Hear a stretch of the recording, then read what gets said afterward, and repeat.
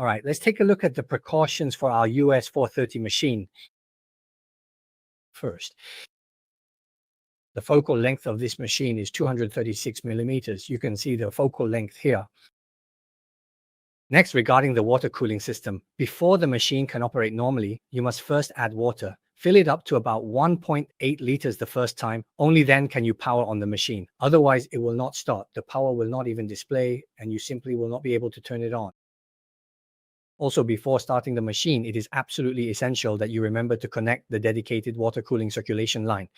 This specific section of the line needs to be securely plugged into our main controller, as well as into our external cooling unit. Please make absolutely sure to properly connect the links. The links connection is vital. If it is not connected correctly, the machine will not be able to start up at all. Let's look at our flow rate. The flow rate. It must be greater than 3.5. If it's less than 3.5, you'll get an error. And when that happens, the machine won't work. The power will cut off immediately and you won't be able to turn it on. The screen won't display anything. Mickey. And also, the water pipe on the left. Connect the blue pipe on the left and the red pipe on the right. On our side, the red pipe goes to the filter processor. It's not this metal accelerator filter. This is how you install the filter.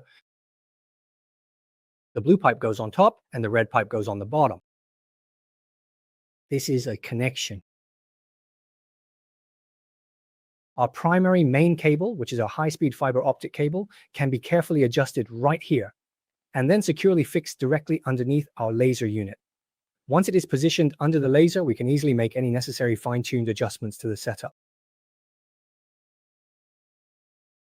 Once all our pipes are connected and the wiring is completely done, you can turn on the green switch. Make sure to pull out the emergency stop. It must not be in the emergency stop state, so be sure to pull it out. Our water cooling system is operating normally and there are no alarms. If there is an alarm, we won't be able to turn it on either. We can then turn the key from 0 to this position here, and at this point, our power will turn on and this light will come on. Right now, this light and the indicator are showing because our current status is idle. It displays a printing status, but since we haven't clicked to print, the yellow light is on. See, it's like a signal light. It's yellow. It lights up yellow, bright yellow. When it's in idle mode, the light is off. Once we're ready to print and everything is correct, the green light will turn on. It will light up green.